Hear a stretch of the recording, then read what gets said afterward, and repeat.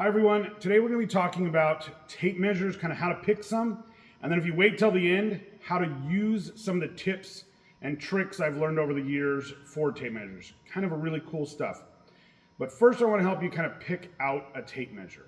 And first I always start with saying, thank you for coming, and remember these videos are for review purposes, and we are not responsible for anything you learn from these videos. In fact, go get training on anything you're learning here. We're just out here to help the guys we're already teaching and kind of as a review. So kind of the first thing is lock types. So I use a couple different lock types personally. These are probably my two favorite kind of tape measures, just so you kind of know my history. I was an electrician for a long time. I did steel stud framing, I did drywall, kind of everything. So it's kind of going to be a video for all the trades. So you basically have two types. You have a slide lock, which is a pull it out and it will just retract unless you pull it out and lock it. Now this tape also has a really cool feature, which is it has a finger groove down below. If you come in here a little bit closer. So the finger groove down below allows me to pull it out and just pinch it and it locks off, which is kind of a really neat feature. And then I just let it go. So if you're just trying to make some real quick measurements, that's kind of an idea. For electrical work, I really like these because I pull them out and they stop, and then I just push them in to let them go. So I'm not having to slide with my thumb or anything like that, and I just can pull it out.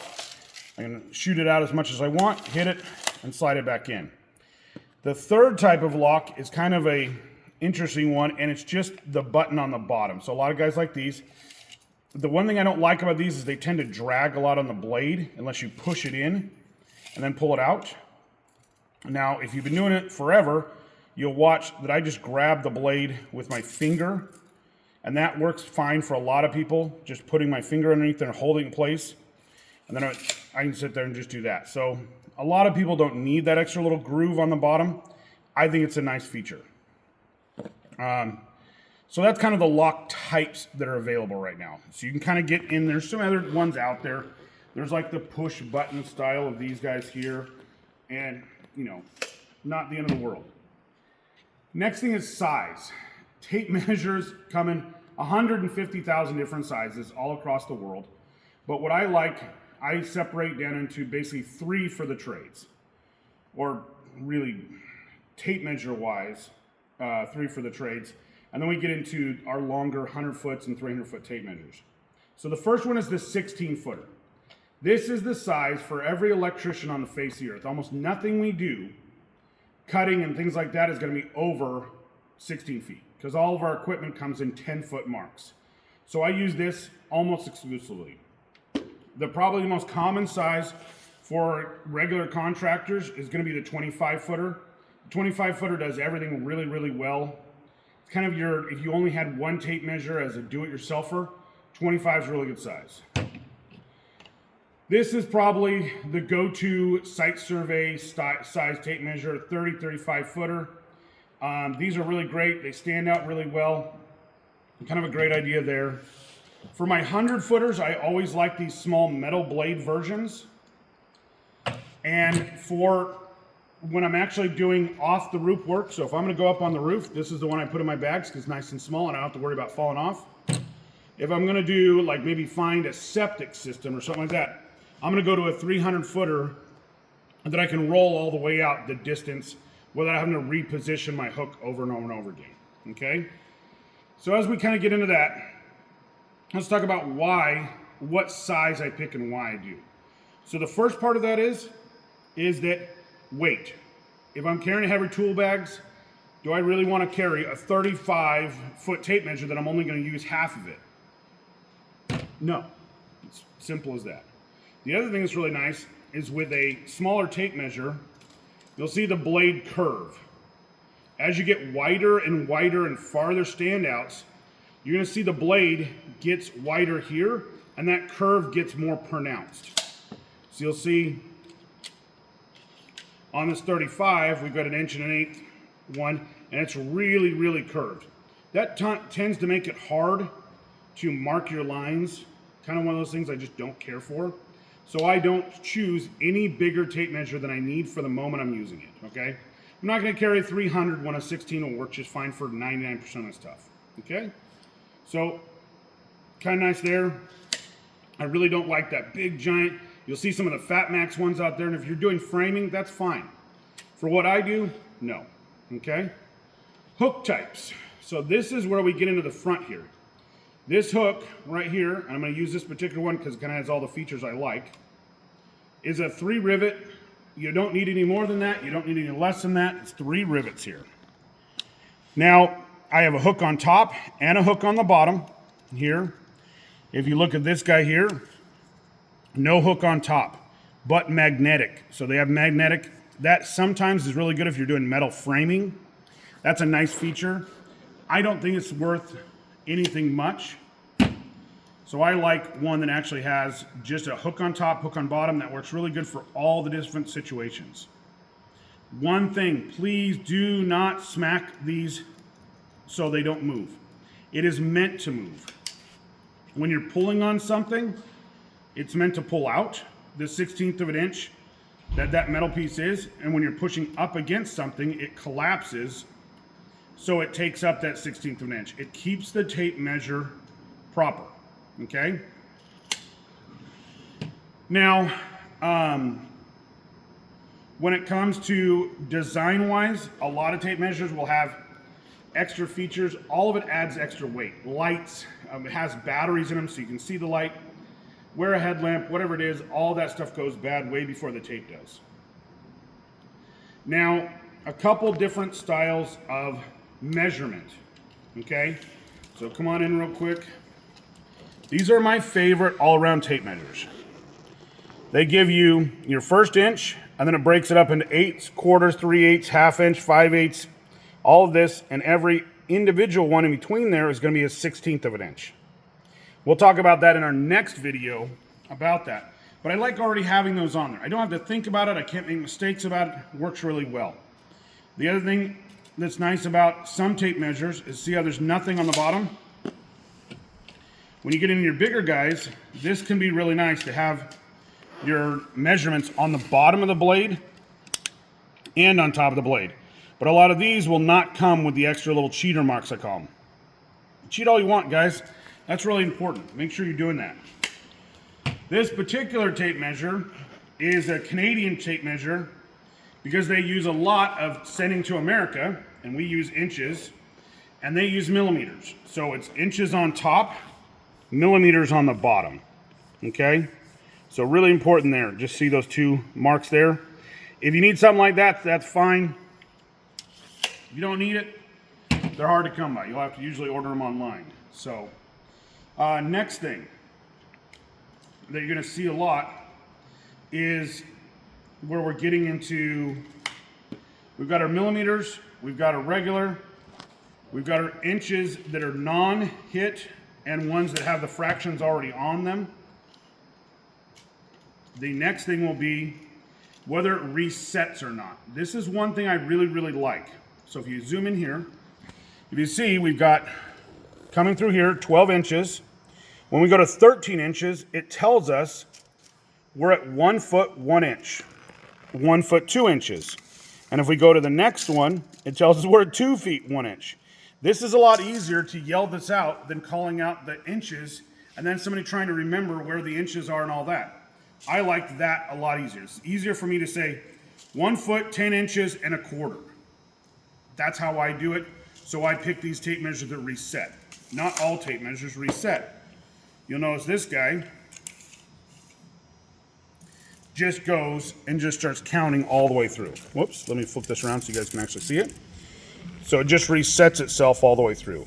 Okay, it doesn't reset itself, it just keeps counting all the way. And that's fine too, not the end of the world. One thing, because all tape measures read a little differently, if I sit there, I grab this guy, and I mark it out, sometimes they will be slightly off. So you can see this one's about a 1/16 inch off the other one. So one thing I do when I'm doing finish type work is I wait till Christmas and I buy my tape measures in pairs. So all my tape measures I buy paired up. That way they came from the same batch, same everything. I'm able to pull them out, They're all going to be exactly the same, and I mark them. You know, the date and just 1 and 2 on that date, so I know if I pick these up, they're the match set I bought together. And that helps me get everything a little closer. The autonomy of a tape measure kind of comes in a whole bunch of different ways, but really we're still talking about that same thing. Millimeters, inches, and how big they are is kind of breaking it down as much as you really need to get into. There's all kinds of fancy tape measures out there. They just get broke. So pick out one you like, use it there. When it comes into our 100-foot tape measures, 100-foot tape measures are really nice. And the fact that they'll have extra hooks and grabs and things like that. Like I said, this is the one I'm going to use on the roof. I like this one. It's really small. It's flimsy. Why? Because it's easy. It sets flat on the roof, no problem there. But it allows me to reel it up, and I want to get one that reels faster than the actual 100-foot. So 2 or 3 times faster is always good. When I get into ones I'm going to be using on the ground is usually wet in the morning when we're measuring. So if we're measuring out to a septic system, something like that, I'm going to switch over, instead of a metal bladed tape measure, over here to these nylon style. Okay? A couple features on here you want to look for. This big giant loop. What's that for? That big giant loop is so I can sit there and stick a screwdriver in there or a stake. Do not cut off this little white piece. That keeps you from ripping it off and rolling it all the way in.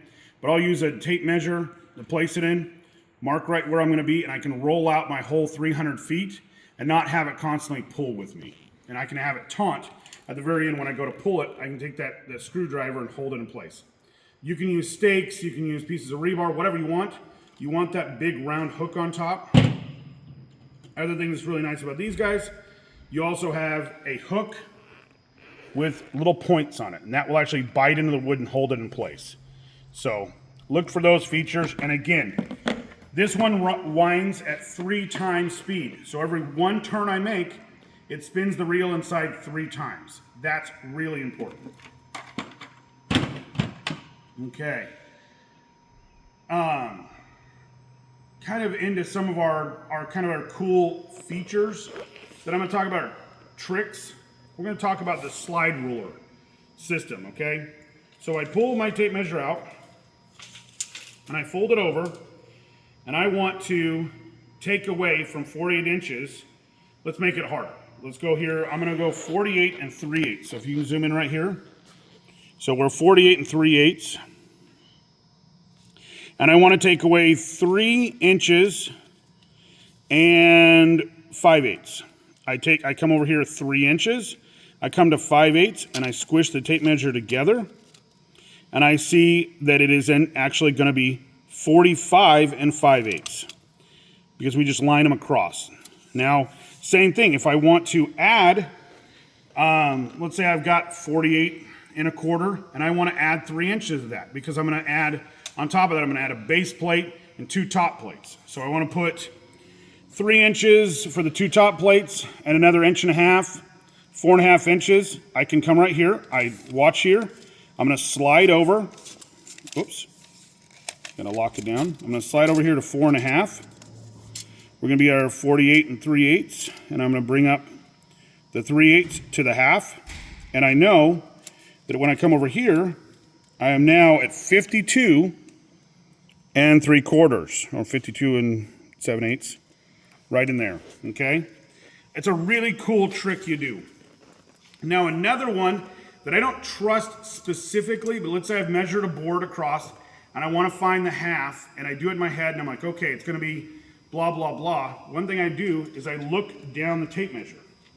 So if I want to find the middle of 57 here, I'm going to look out. I'm going to come in here. Whoops. Trying to do it with one hand here. I can hold it, and I look down the tape measure and find the center. So right there, it looks like 28.5 is right where we're going to be. Is it perfect? No. But if you're doing little small things on the roof or checking your measurements, definitely something I like. You know, if I've sat there and said, okay, does that sound right to you? I whip it out real quick. I fold it in half, and I know roughly what the center is. Works really good for doing half of sheets of plywood on the roof, where it doesn't have to be super perfect, but we want close enough, and I can check my measurement, okay? So 2 things I love. I use those constantly, okay? Now, one thing that's really nice is I use that slide ruler a lot when I'm measuring my ceiling. You know, I've got to build a wall, I need to measure my ceiling, and I need to deduct that 4.5 inches out of there for 2 top plates and a bottom plate. That's what I'm going to use it for a lot. Just allow myself to be able to go ahead and chop down 4.5 inches, and I know exactly where I need to be. Center measurements. This is a kind of a cool one.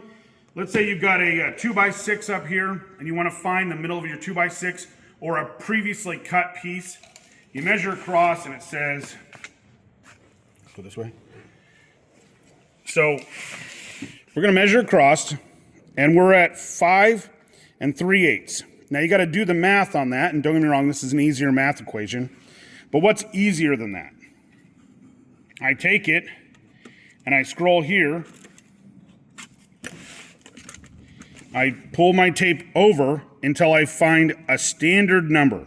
So 6 on there, because I bent it over, and I know that 3 inches will be my center point out of that. And then when I measure back, it tells me what the split is if I measure both ways. Does that make sense?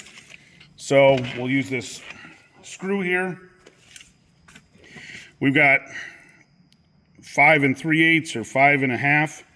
We bend it over. Remember, we got to keep our point here and our point here right. And we come in here to the 3-inch mark. We mark it with our screw. And now we come back and we know what it is. So it looks like we have 2 7/8.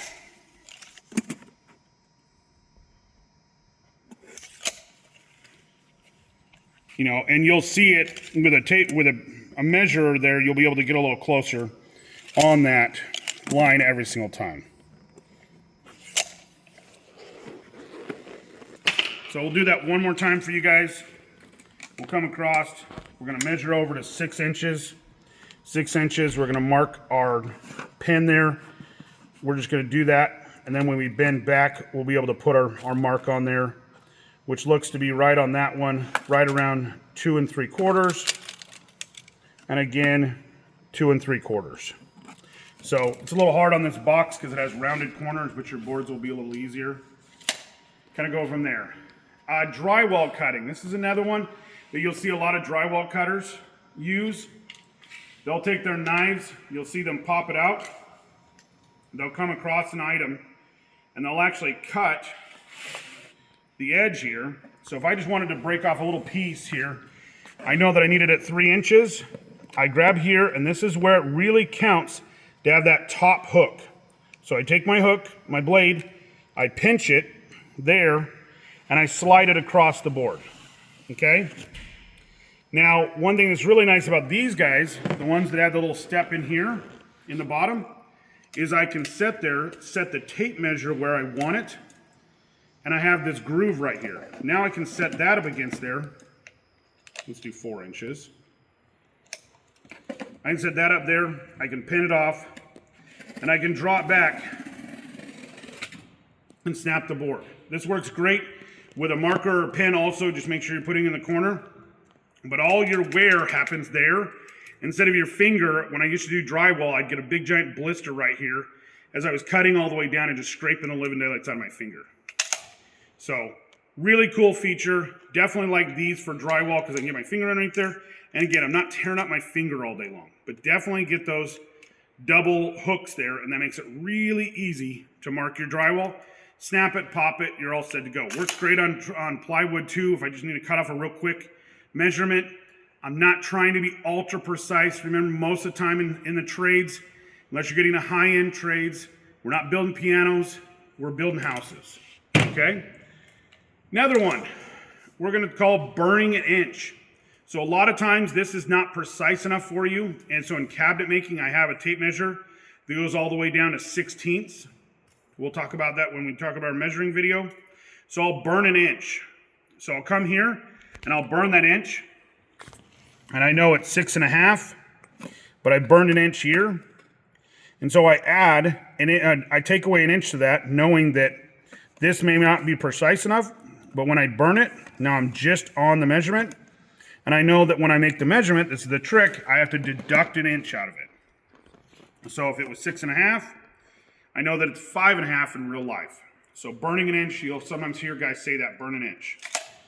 Come around here real quick. We're gonna talk about measuring the inside of corners. This happens on windows all the time.